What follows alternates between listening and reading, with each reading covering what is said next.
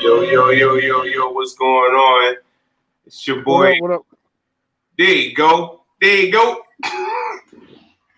Hello, ladies and gentlemen. Welcome to another edition of Wrestling Talks and Thoughts. You can finish, Jacob.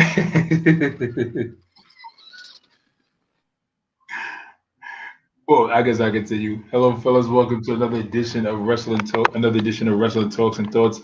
I am your host, Shaheem the Dream. With your boy, the young head of the table, Jay Uso. Not Jay-E-Y, J-A-Y. So. Yeah, that's horrible. And your boy Travo is in the building. Yes, ladies and gentlemen, we are here and we are ready to talk some wrestling. So you guys seen AEW All or Nothing? No, I mean I've seen the little clips that they were showing. I saw Cody Rhodes entrance, but that's about it. I got a phone call. So call in the middle of the show. My bad, y'all. You got we got somebody joining in via live. Sean Keys, Anthony Cobbs is with us. I didn't get to see AEW, but I'm sorry, I didn't get to see AEW. Some big talk about it. Go ahead. They were talking about it, saying like how great of a show it was. I was hearing about how good it was. I'm gonna watch it to check it out. So where can you watch it at though? Where can we watch it at? I don't know. I'm gonna send you the website. I don't want to say it on the air, but I'm gonna send it to you where I normally watch it.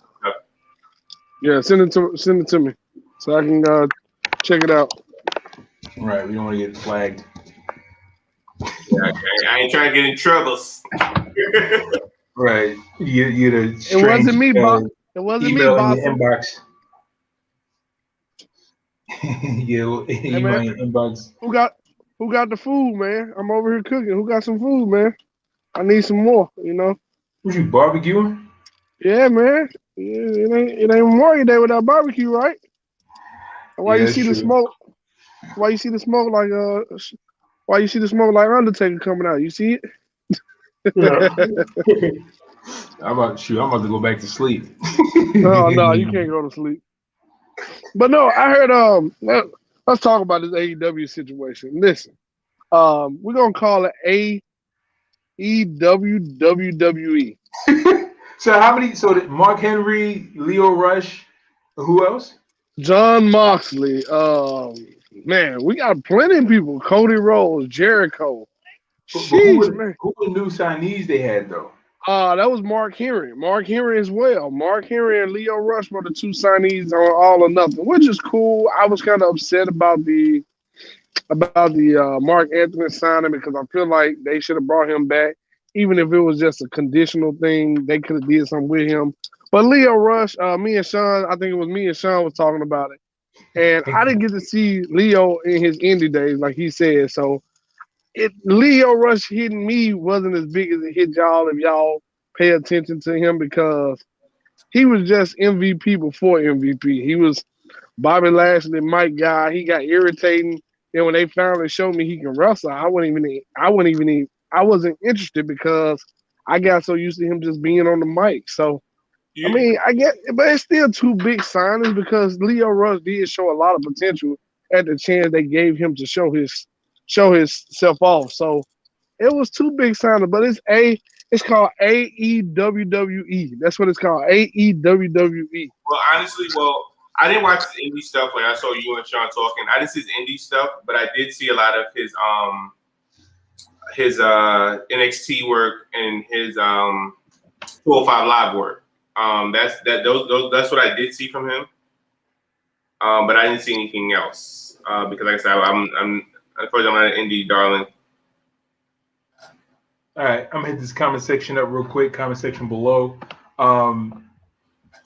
Anthony Cobbs says, "Oh yeah," as a response to AEW. He says, "You need to put Charlotte Flair's career on that grill." Sean Key says, shaking my head, here we go again. Anthony Cobb says, oh man, another AEW hater. He says, I'm gonna get Brian Cage to power bomb you, Trav. Sean Key says, so let's be honest, what company don't have people from other companies? It's okay. Let me hit on that, Sean.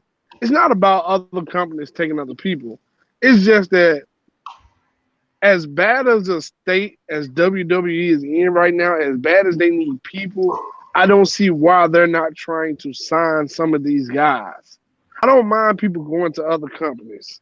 I mean, that's what's going to keep wrestling outside of WWE kind of great or even relevant.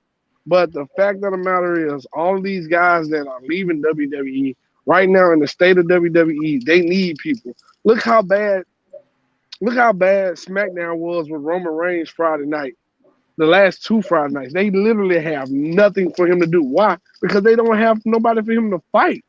And speaking of power bombing, Anthony Cobb, I'm gonna put you on the grill and I'm gonna burn you because I didn't say I'm gonna burn you like some burnt meat because I didn't say nothing about hating on AEW. I just hate the fact that every wrestler that comes from WWE is going over there. Every time I look up, it's a new.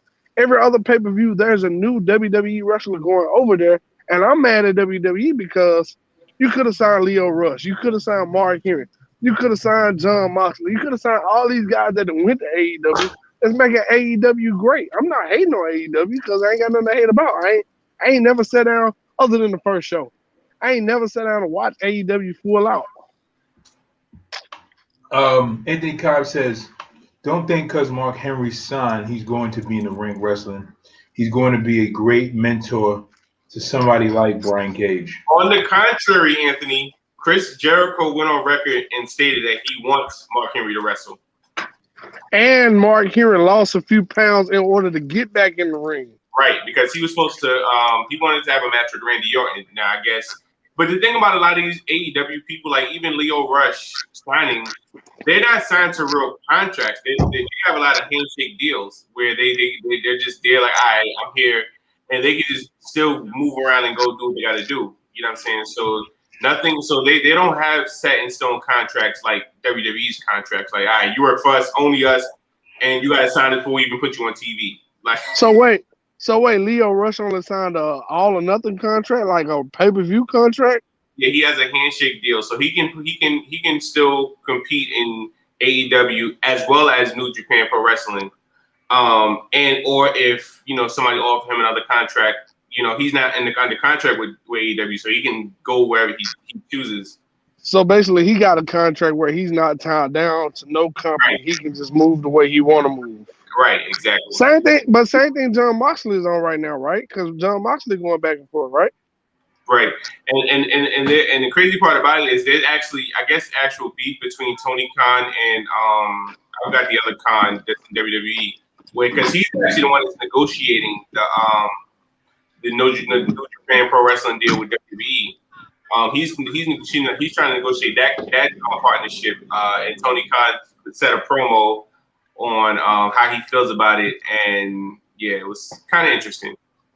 Well, I think the thing is now is like WWE based their wrestling off their platform only for so long. I don't think they see it fit or make sense for them to switch promos like that. You think about it, we had what WCW back then, and you had Fox 13 wrestling back then. You weren't able to go back and forth. I think if WWE would have started like AEW is doing, letting their guys go back and forth from different shows, it would make sense. But it doesn't make sense for them to allow they stars now to go to different shows and wrestle because let's just say Randy Orton go to All or Nothing and take a severe injury. Raw is already hurting for people, so you messed up because now you lost one of your greats. At least if he get hurt on his own show, at least you can make up a storyline for that. You know what I mean? It's tough, bro. It's tough for WWE. Well, I'm gonna say this. I think with AEW signing more WWE talent,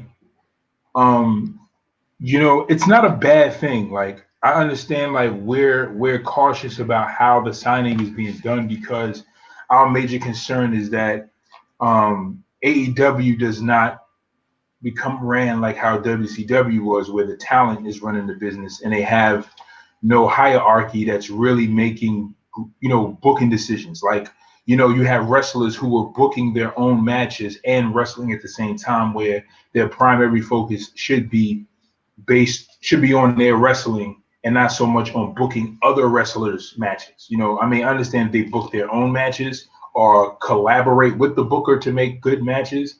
But as far as trying to book everybody else's matches and manage their own career, again, that could be a problem and show some level of favoritism. But I say this though, that we do need an AEW because we have talent that are in other promotions that do deserve another chance or a fair chance to be used and utilized properly at other promotions that they have not been utilized properly at. Like AJ Styles, for instance. AJ Styles was not utilized properly at TNA. He was, his best, the best time he was used, in my opinion, is in WWE. Even though in TNA he has had good matches, he's had good feuds, but he was not used as a franchise player as he should have been used in TNA. And he was great development talent. He was a great talent that could have pushed that business possibly a little bit further than it was had he been used as a good fresh face.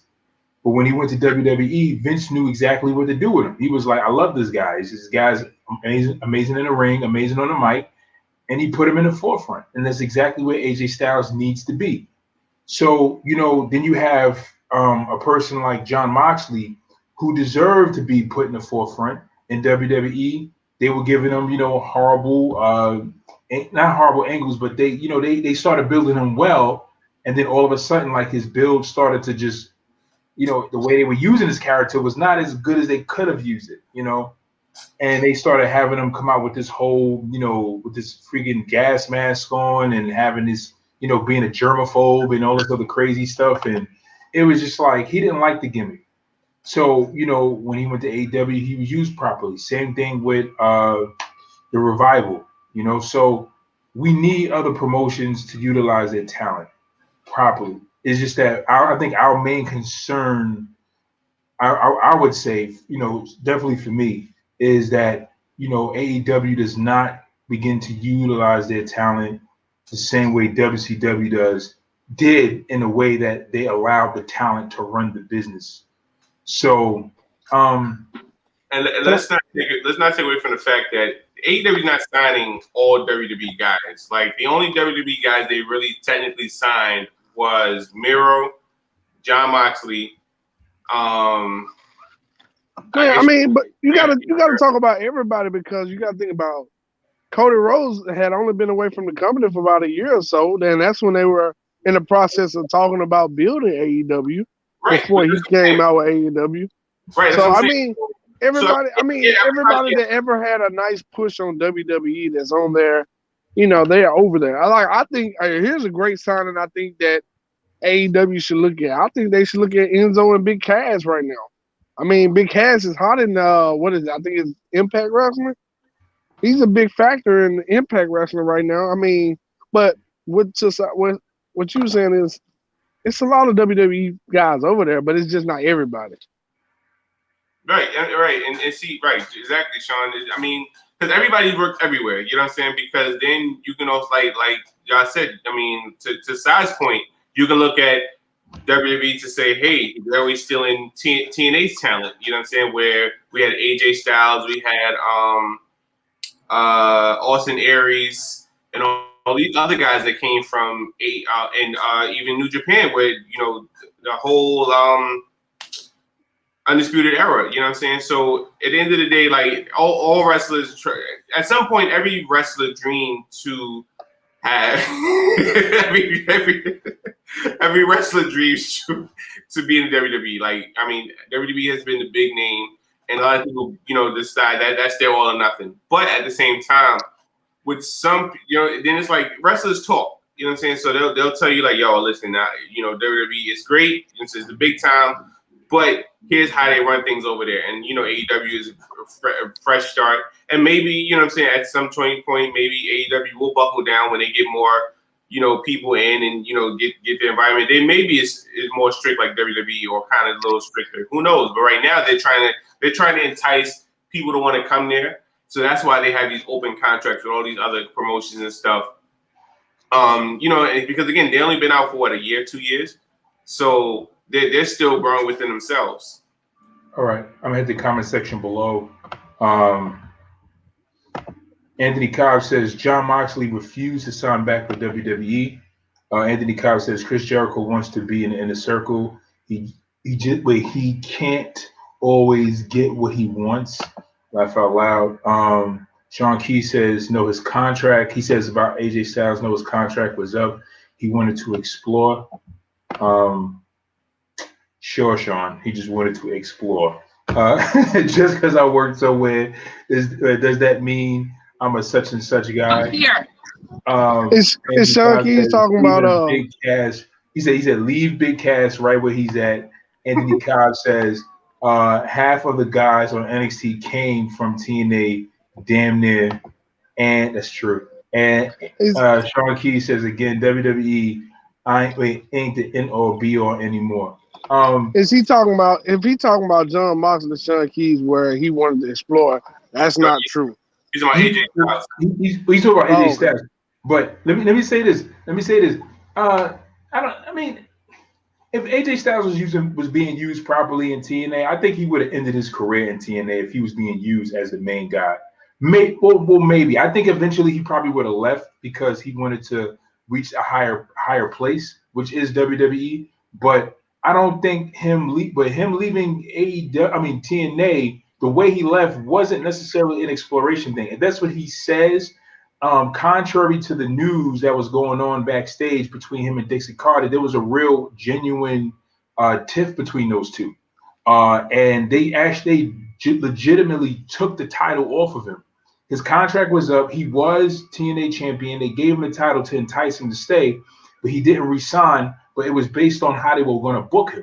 And he was like, no, he's like, you're not going to book me like this. This is just to drop the title again, or whatever the situation was. And he was like, nah, I'm out of here. And he had a legitimate beef with Dixie Carter. And part of his frustration was how he was being used. So, but I do agree that he eventually probably wanted to leave. So. Well, with the John Moxley deal, I know a lot of you guys know the day Roman announced he was fighting cancer was the day that they turned on what was it? I think it was Roman. No, they turned. He had Dean to turn on Seth Rollins. Yeah. Okay. And I don't know if y'all read the story, but I read the story where when that happened, the day Roman came out and announced that, backstage Triple H told them, "Hey, we can do it another week." And that was the plan until it got back to Vince's ear, and Vince was like, "Nah, y'all gonna go by the script," and that's what they did. And from my understanding was Moxley was already kind of pissed with WWE because of the way that the feud between the Shield was going and his push. He had such a short title reign. And John Moxley said, "Yo, that was the last string for me when he made me turn on my own brother the night that my other brother tell me, hey, I'm fighting cancer and he got to leave." So that was the last string for John Moxley. That's when he said, "Okay, I'm not re-signing my contract. I'm going to leave. I'm done with WWE once my contract is up." And then that's when Vince. When Vince found out he wasn't re-signing, that's when Vince started to try to book him in better matches, try to give him a better storyline, got rid of the whole heel situation, tried to keep him, but to no avail, as we see. So he went to AEW and he said, "The hell with WWE. I'm not going back because of Vince and his BS." So I was really mad about that situation because I was mad that they made him turn that night. They should have waited till the next week, because the emotions were high. And it was a real life story. It's not like there was something that they just made up where he had to walk away from the company for a little while and we didn't know if he was coming back. this was a real life story. Like we didn't know if he was coming back or not. So that's crazy. All right, I'm gonna read the comment sections in the comment section below. What do we got? That's not in the comment section. Let me see. Hold on a second. I got you. Don't worry, Trav. I'm He just says messing with you. I'm he just went messing with to Sean Key says AJ. He says he went to New Japan Pro and Ring of Honor. No, that's not AJ. AJ didn't go to Ring of Honor. Did AJ go to Ring of Honor? There you go. Actually, I believe. Moxley. Moxley went to Ring of Honor. you. I think for a split second he did. It wasn't long. Oh, okay. Andy Cobb says AJ is accomplished no matter where he went. New Japan Pro, Ring of Honor, TNA. Now he took over WWE. There's only one company left to take over. Mox also wants. I'm sorry. Moxley also went to New Japan Pro and other indies, not straight to AEW. And yeah, that's true. He also put on a hell of a match with Nick Gage. That too. Yeah, but Moxley's like stint in New Japan Pro was like what 6-8 months, something like that. If that. Andre Joe, what's up, Andre? What's going on, brother? What's up, bro? His stint was like real short. Like it wasn't like he was there for like a little bit. I don't even think he had a title yet. Did he get a title when he went there first? Well, no, he didn't get no title until he got to AEW. After Right. he left WWE, I don't remember him getting no title until he got to AEW. Right. Yeah, it was like real short. Andre Joe says, I would love to see AJ in AEW. That Nick Gage match was amazing. I heard that they said that well, when I heard they were saying that at All or Nothing, they said that the Kenny Omega and Pac and I think it was Alan Darby they fought the main event. Orange Cassidy. Sorry, Orange Cassidy. I heard it was like really good. Like it was like the match of the night. It was like one of the best triple threat matches. Yeah, that's what I'm hearing. I mean, I wouldn't doubt it. You said it was really good. I'm gonna watch it because tomorrow I'm gonna talk about it. I'll give my opinion about it, but I'm gonna watch it today. Watch the whole event. Yeah, I'll watch it too. I'll make a commitment to watch it tonight. Yeah. I'll try to watch it tonight. I gotta get some rest. Maybe I'll just go through it. I'll just go through the feel of it. Like if the whole pay-per-view catches me, I'm gonna watch it. But the matches I'm gonna watch is Hangman Cody's match, the triple threat match. Anthony Kyle says maybe match of the year. It was like that, huh? And so here's my thing. Here's my thing. Like, I'm just kind of still on the fence about AEW though, because I'm still looking at what's new that they have to offer. Sean Key says, "Y'all lucky this wisdom tooth is killing me, or I'd be on talking my ish." That'll be great. I think we definitely should have had you and Anthony on here because y'all seen the event, and I think it would have been better if you guys would have kind of went through like the whole like pay-per-view. That would have been dope. Ain't nothing no good. Old dolphin chin music can't fix Sean. So I mean, that's what Anthony says to you, Sean. This is what Anthony's saying to you, Sean. So I don't know. Like my thing, I'm still on the fence because I'm still looking at how they're developing talent. Like I'm just like I don't see nobody there. Like there's nobody at an AEW that kind of is like really pulling me in so much to want to watch. They had like a I'm gonna watch it. I'm gonna give it a chance. I've been recording the shows, but I haven't really been watching it. I haven't really been finding. I'm gonna be honest with you. The Dog Order caught my eye for a second, and then they pulled a WWE move. They revealed too much too fast. It was just like boom, boom, boom, real quick, and I wasn't impressed with that. But other than that, I'm with you on that, Si. it ain't been too much on AEW other than my boy Darby. I watch Darby all day. It ain't been too much that's catching my eye to say, let me go watch the entire show on AEW.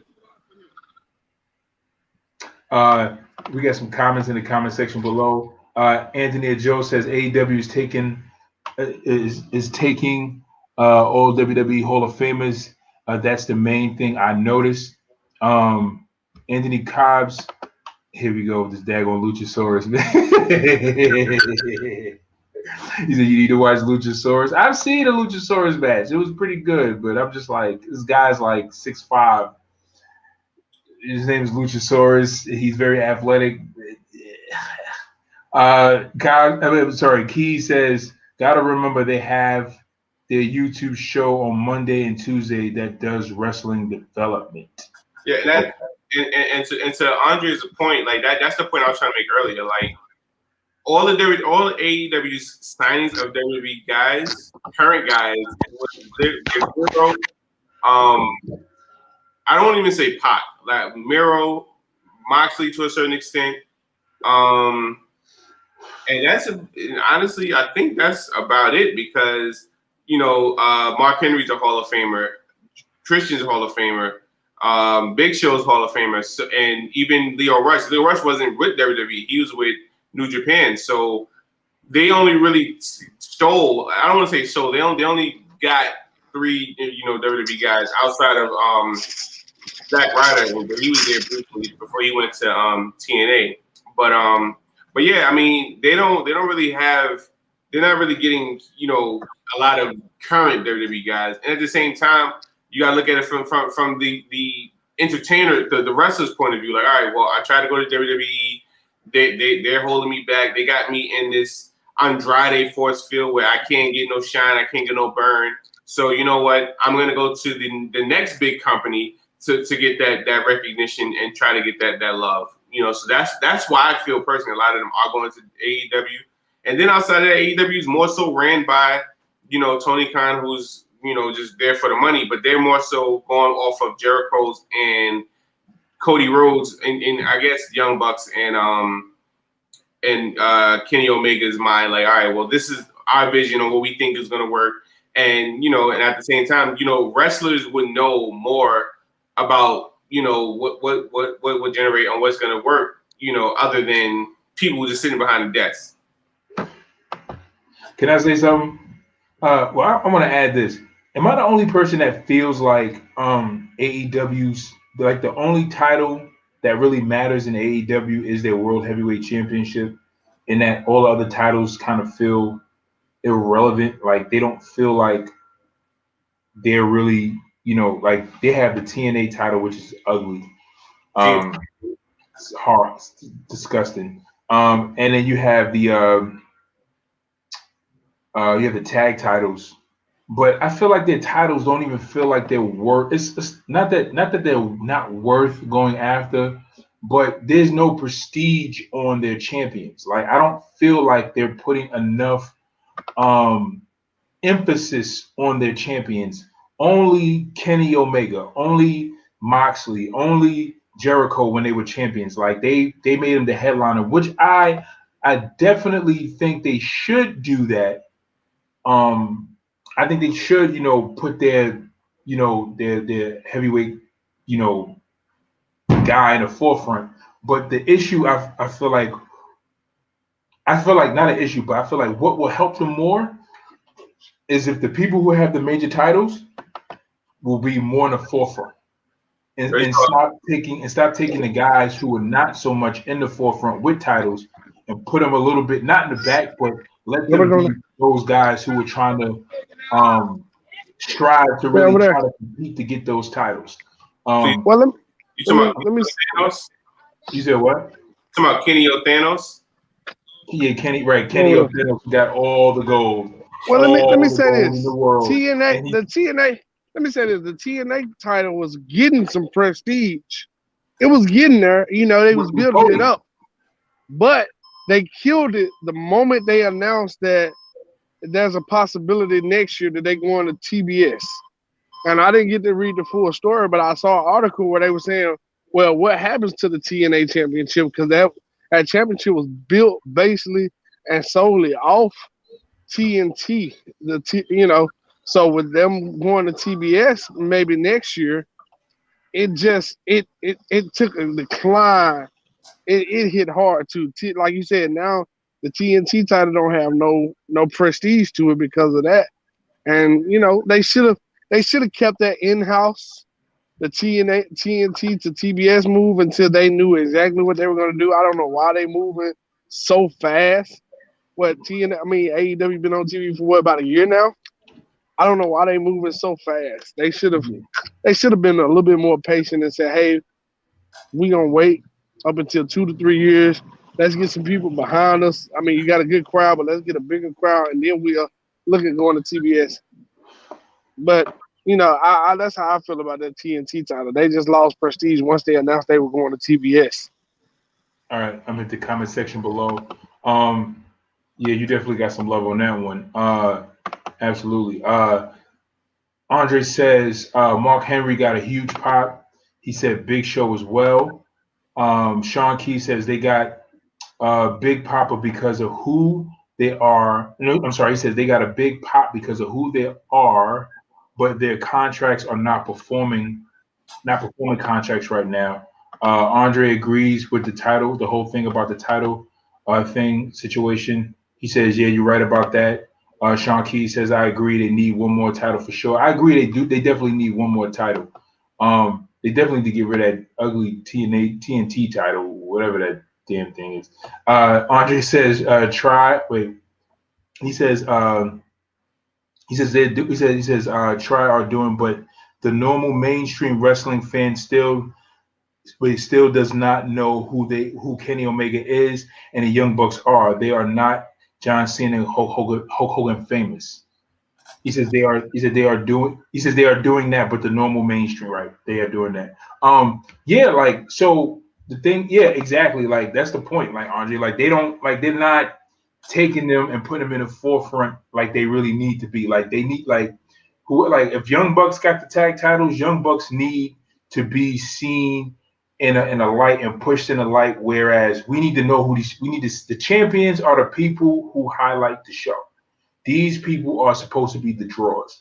And I feel like the person that is supposed to be the draw to AEW is Kenny Omega. And Kenny Omega, he's a great wrestler. He's excellent.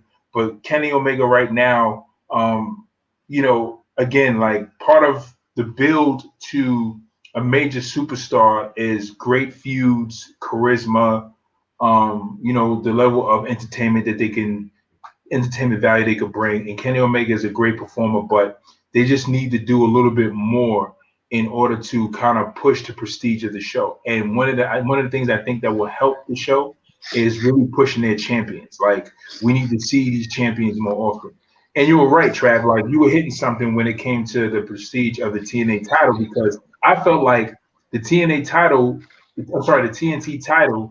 was almost as like it was really like the way they were pushing Cody with the title was like really like next to like damn near next to the AEW title, like the way they kept pushing it, because the way Cody was coming out there having those matches and the way they were highlighting it. So I feel like they need to do the same exact thing with other performers who are holding that title. They should do the same exact thing, and I feel like that's one of the things that can definitely help. Yeah, because Darby did an amazing job with that TNT title. Every time he had a title shot, I would watch just his match alone. I'm a huge fan of Darby, but I mean that TNT title, John Moxley has held it. I know Cody, Darby, and now Mirko. It was somebody between Darby and John Moxley. I don't remember who, but it went downhill with that. So it's one of those things they got to really figure out if their titles mean more than just the production of the company, or you got to find that common ground for both of them to be able to be a common ground where they both can hold their value at the same time without depreciating the other one. Anthony Cobb said, so you're not fans of Pentagon and Phoenix? I heard about Pentagon. Like, I haven't really seen much of Pentagon's work. I heard how good he was in the ring. Haven't really seen much of his work. I gotta watch some of his stuff. I gotta watch it. So just to be honest with you, I gotta watch it. And I had something I wanted to talk about, but it's dealing with WWE when we get to it though. I don't want to All talk right. about it till we get to WWE. Yeah, well, let's get to it now because we've been on AEW for about almost an hour. Well, Uh, let me. Can I start it? yeah, you can start it. All right, so I wanted to talk about y'all boy Velveteen the Dream. I didn't watch NXT, as y'all know. I don't watch NXT like that because I'd be scared that I'm gonna see their top level at NXT and then they get booked wrong with WWE. But on the state of his release, and I think me and Jay was talking about it on the bus, and he told me the story behind it. I went back and I watched a few of his matches, watched him on the mic. I was personally impressed. I wasn't crazy about his interest, and he came off a little crazy on the crazy side. But for somebody with that type of talent, with that type of charisma, Mike, just his all around work, the way he was, um, I'm kind of upset that that situation happened to him, as Jay explained it to me. I'm kind of upset that that happened. I wish there was another way WWE could have exploited his talents without that problem and that case behind him. But it's no way, because if you leave that on the show, it holds a major weight and it can potentially cause friction where you don't need it. But that kid, man, I was impressed. Now, did And you did you watch the match with him and Aleister Black? Did you watch the match with him and Tommaso Ciampa? Which match did you?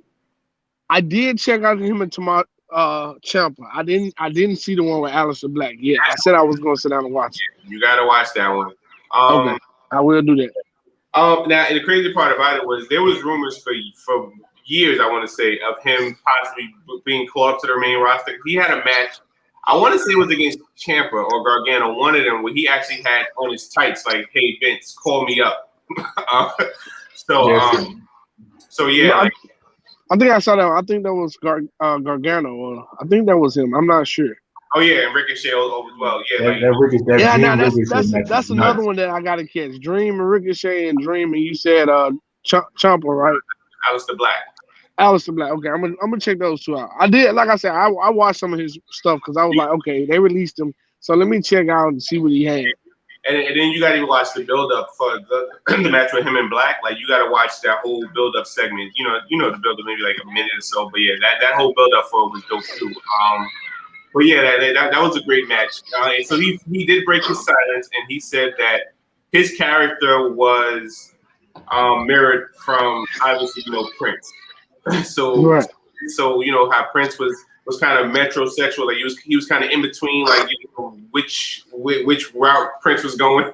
so he said he mirrored his character basically off of Prince. Like he wanted to be that flamboyant, aerodynamic, competitor. But then when the lights go on, it's all go. You know what I'm saying? So Yeah, and that was a good thing. Like I didn't.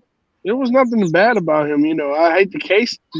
Kind of took that toll on him, but I hope he get everything squared away, and I hope WWE is willing to give him a second chance because he most definitely deserves to be on somebody's main roster. they gave Lars Sullivan another chance. The super freak. Oh God, no. But wait. Real talk, Lawrence Sullivan wouldn't have been bad, but WWE started out pushing him the right direction. They started, and then all of a sudden they turned left quick. It was I'm saying no. When I say start, I mean like one or two shows. I ain't talking about like no weeks in advance. It was like one or two shows. He came out. Huh? I didn't like him in NXT. I didn't like him on SmackDown. I didn't like him on Raw. I just didn't like. He did not resonate with me at all. At all. Wait, let me get the conversation real quick. Anthony Cobb says, so y'all. I'm sorry. Oops. Sorry. Sean Key says Cody, Brody, Darby with the TNT title. Okay, He yeah. says they were good champions. Chanel Ramsey says, "Hi, honey." That's for me. Hi, Chanel. How you know it's for you? How you It better be doing? for me. Anthony Guy says, "I'm gonna send you some of his matches personally." Yes, and definitely send me some Pentagon matches. I'll watch them. I'll definitely chop it up with you about those matches. Anthony Cobb says, "Dream versus Ricochet." That was definitely one of my favorite matches. I'm gonna have to check that out. Ricochet and Dream and Ricochet and Adam Cole. Sean Key says, "Watch all of Velveteen Dream matches." Yo, that is no lie. Watch all his matches. Every match I've seen, every match I've seen, I've never been disappointed. And Well, you know, his best matches only get it's like it's only like yeah, it's like a higher. It's like it just gets better and better. Like it's just I, yeah. ca- I think I caught out like 2 or 3 of his matches. I just wanted to see, what was the hype about. I know y'all was in the group chat talking about it, and when he got released, I was like, yeah, I want to check out and see what they're talking about. And like I said, the 2 or 3 matches I watched, I was very impressed. But I'm gonna go back and watch those matches as well now. Yeah, and the thing about it is that what makes Velveteen Dream so different and so unique is that it is his androgynousness that makes his matches stand out more. It makes it pop because what I'm saying, here's this guy who's androgynous, who's flamboyant, and then it's just that it adds that extra it adds something unique, adds entertainment value, but he also has that Shawn Michaels thing about it. You know what I'm saying? It's almost like you see it, but you don't say it. You know what I'm saying? Like you be like, you don't think Shawn Michaels, but you see the somewhat kind of,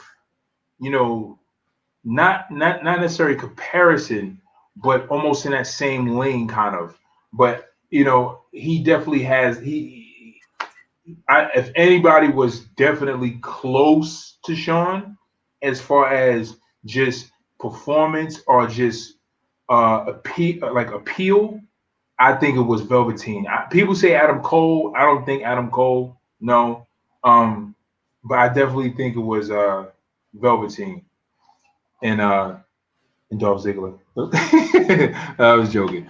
Anthony Kyle says, especially that mixed 6-man ladder match. He outshined Ricochet in that one. Are you talking about the North American title match? Yeah, that's what you guys. That's when Adam Yo. Cole. Honestly, like Ricochet, Velveteen, like you said, he definitely gave you that Shawn Michaels look, Shawn Michaels vibe, and he was, African American man. He didn't have long hair like the typical ones, or he wasn't bald. He had a natural fro. You know what I'm saying? Like he's from the hood. You know what I mean? Like he was representing the naturals. So He wasn't from the hood, but okay. well, I ain't say which hood. he was from the suburbs. The bird. So let's talk about NXT. It was this week we had Balor versus Cross Part 2. Great match. It was a good match. It was a great match. So here's my thing, right? I don't want to see Balor fight Cross again unless he wins. No, I think it's done. It better From be. the article I read, it's done, but they not bringing them up to WWE no time soon. They not bringing them up to the main event roster no time soon. That's not what I heard. Well, I read an article right after the match that Finn was like, yo, that he didn't know when, but one day they were going to bring him back up. So I'm not sure if they may have put out another article, but this was like the next day after he had the match with Cross that they said that he was like, yo, be patient, coming soon or coming as soon as possible, something like that. But he was like, it's not going to be like as quick as we want it to be. Well, so, I know he said he wants to go back to the main roster. He said that's definitely his dream to go back. And right now, as I think with me and you talking, Travis, me and somebody was talking, honestly, the WWE, well, Raw and even SmackDown for that matter, they don't really have stars like that. You know what I'm saying? That Yeah. actually, I mean, okay, let me rephrase that. They have stars, but they haven't built them up, and right now they don't have time to build them up because Lashley needs a viable opponent. You know what I'm saying? Roman on SmackDown needs a viable opponent. Now on Raw, the only people that's viable in that sense would be AJ Styles and Randy Orton, but they're in tag teams. We don't want to see Drew in this picture no more because we've been seeing Drew and Bobby for I don't know how long. Right. You know, Braun is in that same category. Like, okay, I'm tired of seeing Braun. So we need a new, fresh face, somebody that's gonna be like, all right, cool. And if you look down the roster, there's really nobody that fits that bill because you know what I'm saying. Because like I said, the top stars as far as Randy and AJ, they're in tag teams. You know, and the same thing on SmackDown. Like, I disagree with you on Braun. Braun should be he should be number one and to go for that title. If you look at it, the last time Braun had a singles competition for the WWE title is when he fought Brock Lesnar. He hasn't had a singles competition, and as we said, they can't keep dodging that bullet of not putting him in the title picture by himself. They can't do that. So for me, Braun should be next up in line. They need to build up a storyline, make it seem good. And I'm gonna just be honest. I know we all wanted Bobby Lashley to have this long title run, but it's not going as good as we thought it was. So, in all honesty, it can be cut short. So that Travis, we're gonna give you this opportunity right now to kind of backtrack. Would you be okay with the Miz getting the belt back? Right. Here we go. It's a moment of truth. It's a moment of truth. Wait a minute. See, here's the thing. No. Hold on a second. Don't go into particulars. Yes or no? No, I wouldn't. I don't want. Listen, here's my thing. And listen, this is what I'm trying to say. Here's my thing.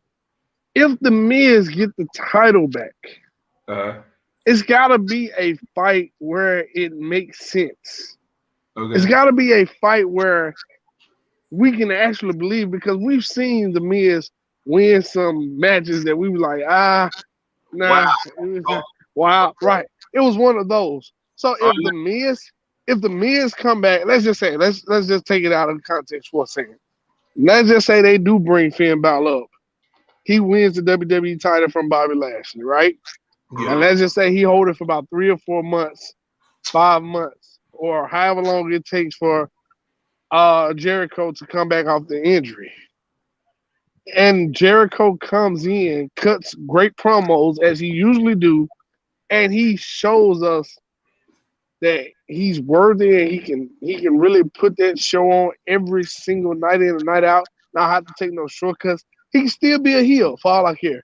But just showing us something different than what we've seen from him in the years and years to come past, I would be fine with it. But if you're talking about that slimy, that nonchalant, that not hardworking fat boy Miz, no, I don't want to see it.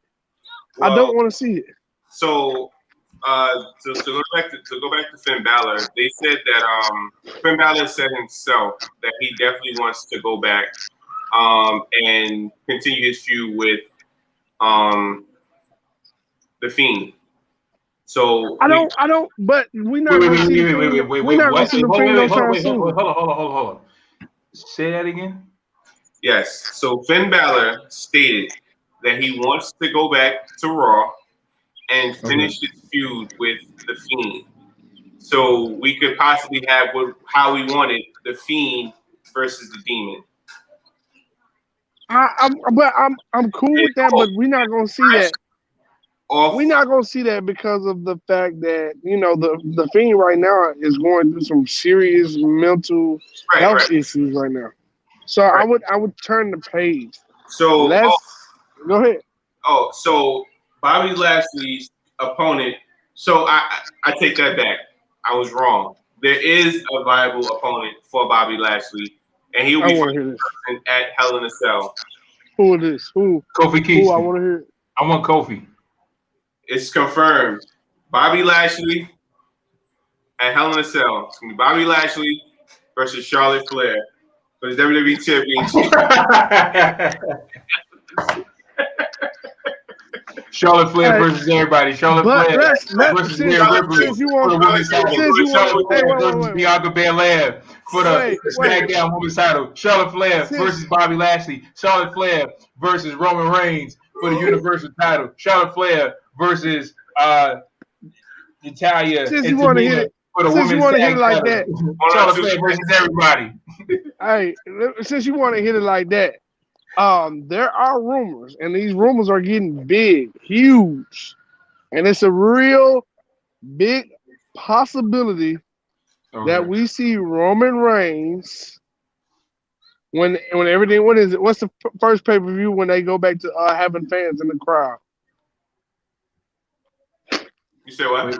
What's the first pay-per-view when the fans are back in the crowds? Money in the Bank. Okay, Money in the Bank. So there are rumors that we could see a feud to only push what needs to be pushed and hasn't been pushed, and I'm waiting for it. There's rumors that we could see Roman Reigns versus. I know a lot of people not gonna like this. A lot of people. A lot of people not gonna like it. It is what it is, but if they push it right, they do the right thing, it can go well. There are rumors that it could be a Roman Reigns versus John Cena, but the head of the table. But wait. The head of the table will have probably Jimmy and Jay behind him, and John Cena would probably have a couple other guys that they have already attacked behind him. Be like a one-on-one, but they're gonna have two people on the side to push the head of the table. No, that's not gonna be as Money in the Bank. That's more so gonna be. I know this didn't work for SummerSlam, so that might be the SummerSlam match. Because Roman could get his revenge with the last few they had. But yeah, that's probably gonna be around SummerSlam. And I know from the rumor, Brock Lesnar is supposed to be the one to dethrone Lashley at SummerSlam. So if Brock come back, bro, I'm done with WWE. I'm going straight AEW. Do not bring Brock back. Get ready because Brock is in the works today. Guess what? Well, guess what? We're going to be talking about AEW from now on because Travis Lee is not talking about no Brock Lesnar taking the title, going home, wiping his butt, playing with his wife, playing with his daughter that looks just like him for a whole 6 months and then come back and defend the title. No, we're not talking about that. I don't want to talk about that. I mean, we have a picture of Travis, and it's just going to say Travis All Elite. And Travis is All Elite. all Elite Wrestling, New Japan Wrestling, Impact Wrestling, Fox 13 Wrestling, USA, any type of wrestling other than Brock Lesnar, I would talk about. Every time y'all talk about Brock Lesnar, I'm going to mute my mic and I'm going to cut my camera off and I'm going to go black. I'm going to have a don't bring Brock Lesnar shirt made. Every time y'all see me, I'm going to have a don't bring Brock Lesnar back. This guy's had his shine, bro. Build up some other talent that's there working every single week, putting in the work, putting in time and time again to show people that they deserve a title. Bringing Brock back is Vince McMahon's scapegoat. He don't want to push nobody. He don't want to do nothing. He just want to say, oh, well, Brock brings us great ratings, so let's push him for 6 months. Let's let him come in every 17 shows and cut a promo where Paul Heyman talks all day. I don't want to see that, man. I'm tired of that. We've been watching that for 17 years. All right. I'm going to hit the comment section below. We got a few comments I got to go through. Sean Keys says he thinks that he says about Velveteen Dream. He's from the hood or DC, isn't he? Anthony Cobb says he's from DC. His character is from Atlanta. Laugh out loud. He's from DC, but his character is from. He said Velveteen Dream is from DC, but his character is from Atlanta. Damn.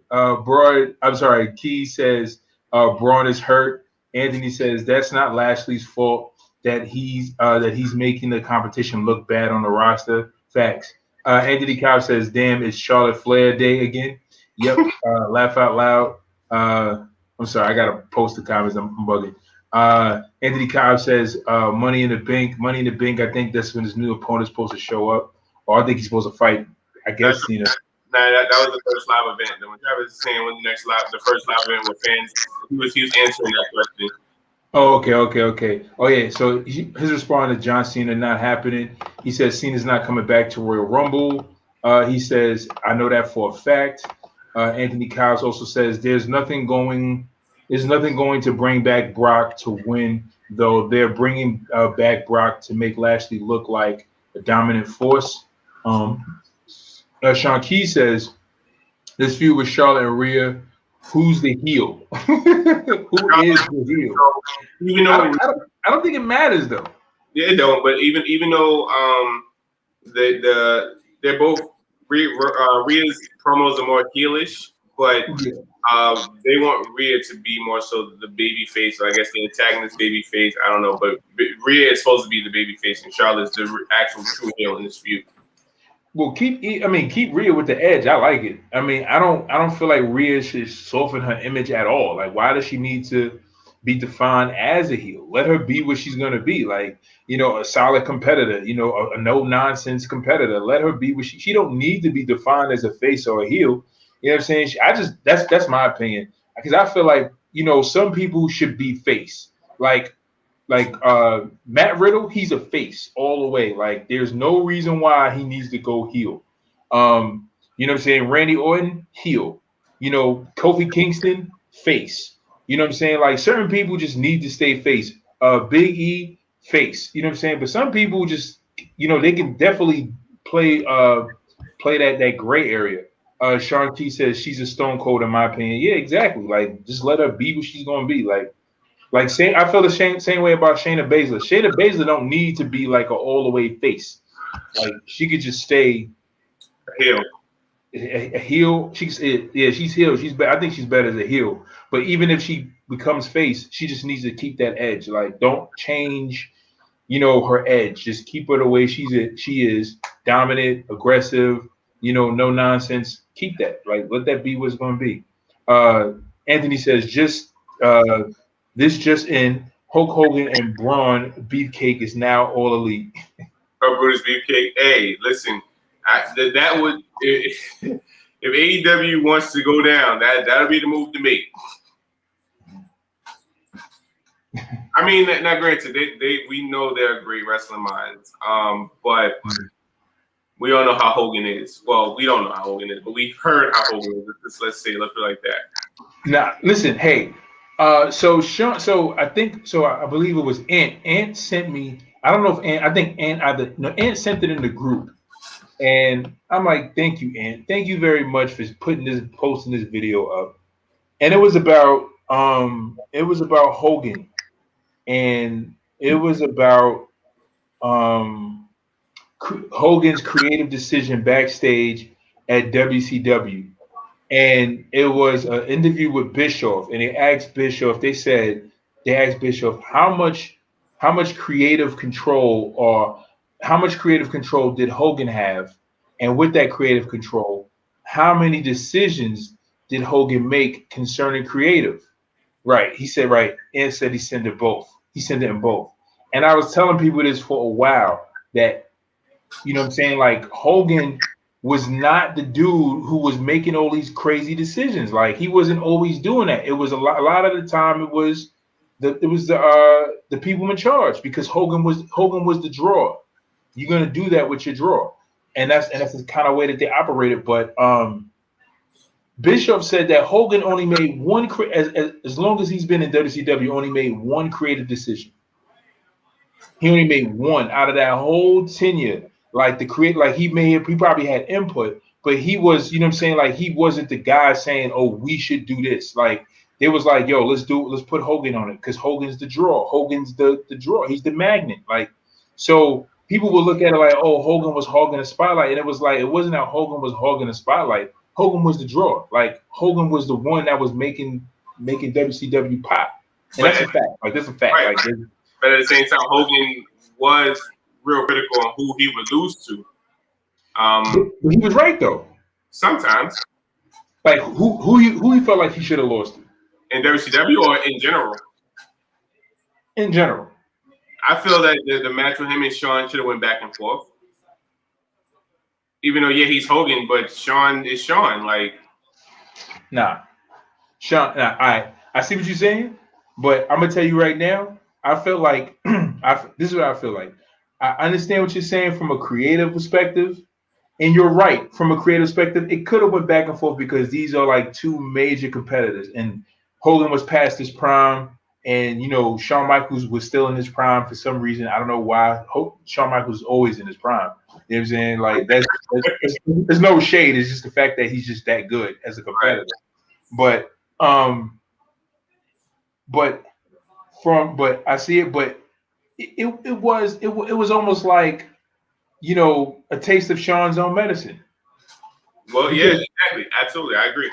Because if you really look at it from a creative perspective, right? If you look at it from a creative perspective, Hogan put more guys over than Shawn.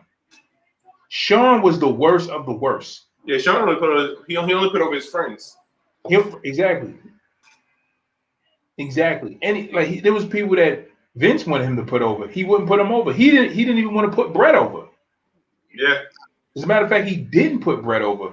Like after he became champion, the only reason why he put Brett over prior to becoming champion is so that he can work his way up to become champion. Once he became champion, he had that creative pull. He didn't want to put Brett over. He felt like Brett time was up. Brett was past his prime and all this other stuff. But Hogan put people over that made sense. And when you think about it, when you really not when you think about it, but when you really look at it, it made sense because when you look at Hogan's character, Hogan was a Goldberg type, Brock Lesnar type character. He was a powerhouse. Like Hogan could not just be beaten by the likes of a Shawn. Like if Hogan was in his prime and Shawn was in his prime, there's no reason why Shawn should beat Hogan. It would make no sense. You know what I'm saying? Like that's who Hogan is. Like so, when I look at it like that, like when you look at it like that, it's like you have people like Goldberg that beat him. Makes sense because Goldberg's a powerhouse. Ultimate Warrior beat him because Ultimate Warrior is a powerhouse. Yokozuna beat him. Yokozuna beat him because he's a powerhouse. Who else beat him? Who else beat Hogan? Undertaker beat him because Undertaker's a powerhouse. Who else? Who else beat him? You had Lex Luger that beat him. He's a powerhouse. You had Sting that beat him. You know what I'm saying? Sting was a franchise player. He's one of those baby faces that could beat a powerhouse or he could beat a technical wrestler. He was an all-around kind of guy. So, there were people that Hogan would lose to. You know what I'm saying? Because it made sense. Like it didn't make sense for his character to be beaten to the likes of, like if Kofi Kingston beat Hogan, it's like why? It's like, yeah, it's good, but then from a character's, standpoint, it's like, why? Yeah, Sergeant Slaughter. Comments in the comment section below. He says, but Anthony Cow says, but I don't believe anything Eazy-E says about Hogan. That's his guy. I know he didn't want to see Booker T win the WCW championship. Wow. Sergeant Slaughter beat Hogan as well. Right. Sergeant Slaughter beat Hogan as well. But I get what you're saying, Ant, but it's just that I get what you're saying, but I don't. But some people. One thing I definitely do is, again, there's people's opinion, and then there's the truth. And I'm not saying that a lot of these wrestlers who have their opinions about Hogan are completely wrong, but I don't believe that they're completely right. You know what I'm saying? Because again, we're talking about a person who's at the top of the business, who's in a spot that they all want to have. Like everybody wants to have that. And I've seen decisions made for wrestlers like Ric Flair and Shawn Michaels and Steve Austin that on a booking decision, you look at it and you're like, there's no reason why he should have won that match, or there's no reason why he should have been put over like that. Like there's times that Flair and Shawn and Austin were booked way worse than Hogan. Like, I mean, and I mean in the sense where they won matches, it's like, why is he winning this match? Or why is he why is he getting this victory? Like, it don't make no sense. So when people say what they say about Hogan, I'm just like, I take that with a grain of salt because I'm like, yo, like he shouldn't have been built to be so strong like that. Some people should be. So again, you know, I take it with a grain of salt. Anthony Cobb says Booker T said it on his biography. Oh wow. I didn't watch it yet. I gotta watch it. Anthony Cobb says the incident at Bass the Beach was not scripted. Wow. He said he really walked out on Russo and WCW, aka the New Blood back then. Wow. And he says because they wanted Hogan to lose to Booker T, but instead they had to go with Jeff Jarrett. Hogan losing to Booker T would have been a way better. Anybody taking Jarrett's place would have been a better. If Disco Inferno had the WCW championship over Jeff Jarrett, I would have been happy. But even Jeff Jarrett said in Booker T's documentary, he was like he's glad that he was the one to take the fall to lose to Booker T for his first title win. You know, so yeah, but we seen how that match was, and that match was like, yeah, right, yeah. But Jeff, I put it to you like, I mean, personally, I feel like Jeff Jarrett should have never been champion at all. Jeff Jarrett was an intercontinental United States champion at best, and that proved to be so right when he went into TNA because again, he didn't have the maturity as a champion to call right, even to book his matches properly. Like in TNA, he just went in there and he just like. You know, it's like you own a business, you own a company. You got people like Monty Brown, you got people like R-Truth, you had people like AJ Styles, you had people like Samoa Joe. You had excellent talent in your grasp, and you could have built your company around those great talents. But yet, you thought because you were Jeff Jarrett and you were an intercontinental champion that had some heat that everybody was going to watch TNA. Because of you. And it was like, no, people didn't watch TNA because of you. People watched TNA because of all the other talent and that the fact that it was an option to watch another promotion other than WWE, not you. And it was oh god, Jeff Jarrett probably like one of my like overrated lists, like the most. I don't even think people even rate Jeff Jarrett in their like list of top 50 wrestlers at all. I don't know anybody who rates Jeff Jarrett. Come on, wait, you wasn't down with the slap nuts movement? Oh, you was a fan, Anthony? You was a fan of Jeff Jarrett? I don't know any Jeff Jarrett fans at all. I don't know not one. You know what? Is every time me and Jay talk about wrestling, I don't think Jay ever mentioned Jeff Jarrett ever. Probably not. Never. You've never mentioned Jeff Jarrett ever. I don't know any wrestling fan I've met that ever mentioned Jeff Jarrett as anything. Even like when we talk about ranking like the top intercontinental champions, he was never mentioned as top intercontinental champion, world champion, even as a performer. Nobody rates Jeff Jarrett in anything. Mic skills, performance, title holder, nothing. Anthony Cobb says, yeah. You was a fan? He says him and Owen was a hell of a tag team. They were pretty good tag team. I forgot they were a tag team, actually. That's great. I forgot they were a tag team, actually, which is crazy. I forgot that wasn't until Anthony just mentioned it. That's how, whatever Jeff Jarrett is to me, I think. You know what I'm saying? Like, in my opinion, that's why I forgot. There's some things I forget because I just forget, but there's some things I just forget because I don't care. Like, it's just like, let's just not remember that. Yeah, I don't want to remember him. But yeah, Jeff Jarrett, Jesus Christ. Ugh. It was like I felt like DDP and Booker T going back and forth would have been way better. It was, and it felt like the quality of the show even got better when Booker T was going back and forth with Steiner. You know what I'm saying? Like the show was better. It was just like when Jeff Jarrett was in that mix, it was just bad. This is bad. He said Jeff Jarrett had a hit song. He ain't had no hit song. That was Road Dogg song. What the song was? Yeah, with My Baby Tonight. That was Road Dogg song.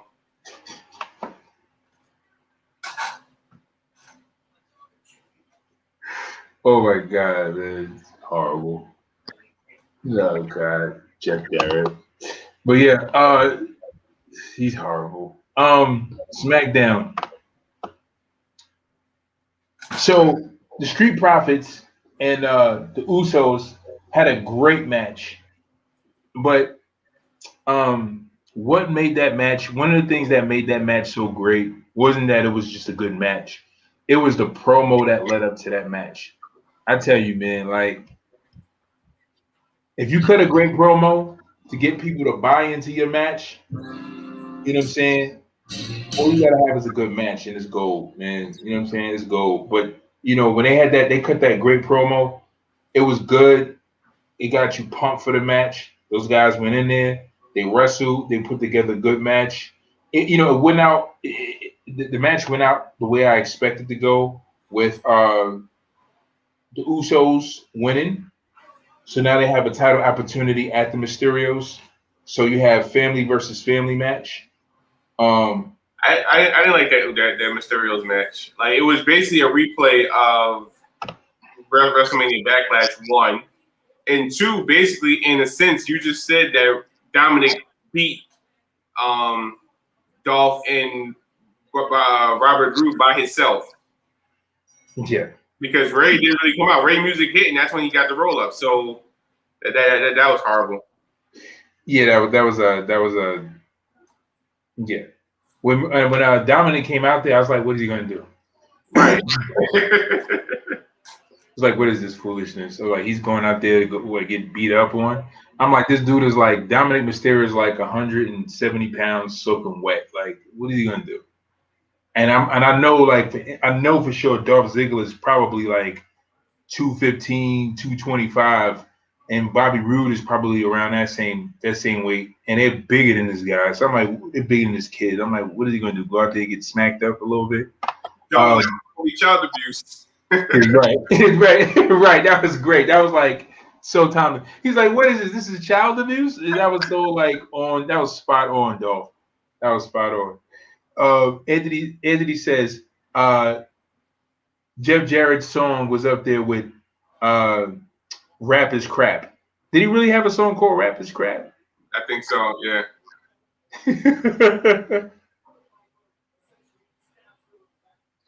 It's like, yo, leave it up to like some freaking, some person that's into like freaking country music to tell you that rap is crap. It's like country music, Jesus Christ. And then the funny thing about country music is that country music adopted the style of hip hop and pop music. And pop music was heavily influenced by hip hop, which gave it its tone.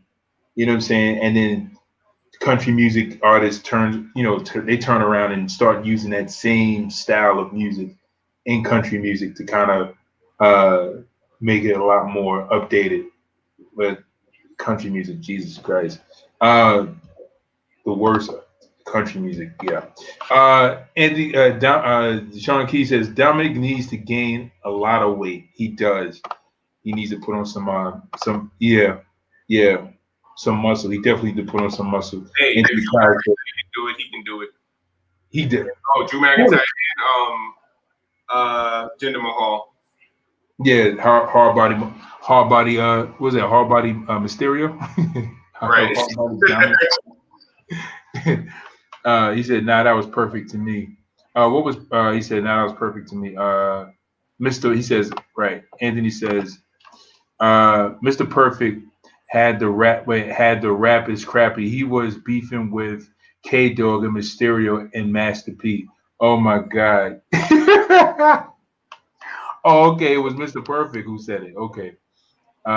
It's Humberto. If Humberto can do it, yeah. If Humberto can do it, yeah, you're right. Yeah. It's Humberto. He can do it. Yeah. If Humberto, that's true. That's definitely true. I think if Humberto changes ring attire and get something that kind of like fits, like get something a little bit more like spiffy, something that's a little bit more appealing, his appeal will be a little bit better.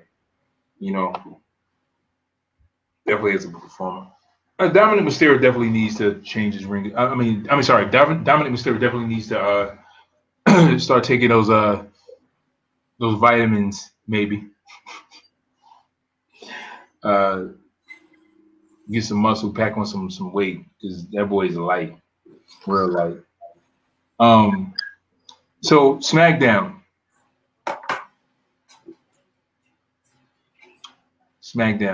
So that's the only. I'm gonna tell you right now. That's the only match from SmackDown I remember is the Street Profits and the Usos, and you had the Mysterios and Dominic, and you had Shayna Baszler, who's supposed to have a match with.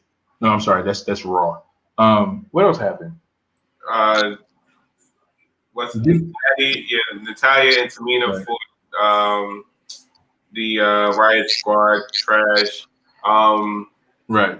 Apollo for Kevin Owens for it was a regular match trash. Bianca Belair for Carmella trash. Like, it was just SmackDown wasn't too appealing. Yeah, SmackDown wasn't too appealing. Right. Yeah. Okay. Yeah, it's coming right back to me. The Apollo Crews versus Kevin Owens match went the way it was supposed to go. I think so. You know, it went the way it's supposed to go.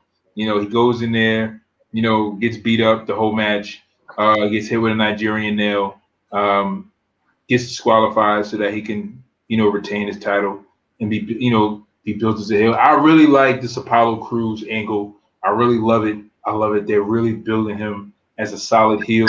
I enjoy it. I'm entertained, highly entertained by it.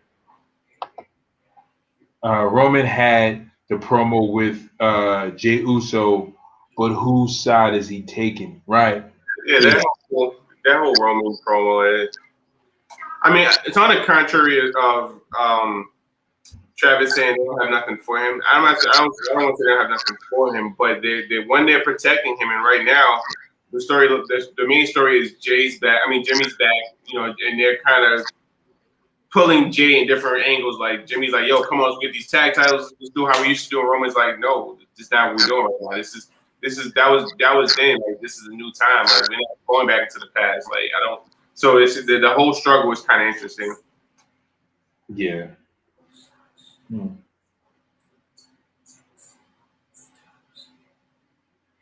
Yeah, I think it's going to be interesting. You think they're going to have a match? I mean, eventually they would have to in order, you know. So therefore, because at the end of the day, it's gonna be like that defiant child, a defiant person. Like, yo, like, why is your way better? Like, what makes you better than us? You know what I'm saying? So, like when Jimmy said, hey, you know, what if we win the tag titles and you lose the Universal Championship? That means we're the head of the table because we're champion. You know what I'm saying? So it brings a different dynamic to it. You think it's going to be after they win the tag titles? No, I don't think they're going to win the tag titles on Monday. I mean on Friday. I don't think they're going on Friday. I think they're going to win them. You think so? If they don't win them on Friday, then if not Friday, then yeah, I mean, eventually they're gonna win them, but just not now. It's too soon. Are you think now? No. If they win it, I wouldn't be surprised. I wouldn't be surprised. I don't think they are. Yeah, but definitely Money in the Bank. I don't see the Mysterios holding the belt that long, especially with Ray being injured. And I know they're going to build on that injury thing. They're going to really build on it. Like, yeah, he's injured. You know, he's hurt, and the Usos are going to be the one to exploit it. So, and they're really good at exploiting injuries, man. They're really good. So, I mean, the way they tell their stories in the ring, so they're really good at telling that story. So I think they're going to definitely exploit it. But yeah, SmackDown was like, you know, whatever. Like it was.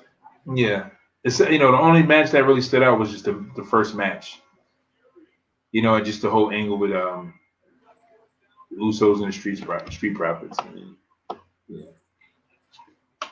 yeah. So if you guys are catching us live on Facebook, hit the like button. Drop a comment in the comment section below. Subscribe to the channel. Holla at your boys, Saheem the Dream and J Mac Main. every time we go live. We go live every Monday and every Tuesday, approximately 6 o'clock. You guys can catch us live. This platform is for wrestling fans to come on and talk wrestling, so we can talk some wrestling news, rumors, what's going on in SmackDown, NXT, Raw. We are going to be hopping on to AEW. Try to get a little bit more into AEW, to talk some more about AEW, and possibly New Japan Pro and TNA. But yes, we thank you guys for joining us today. I'm your host, Saheem the Dream. With the real Jay Uso. And we will see you guys later. Peace.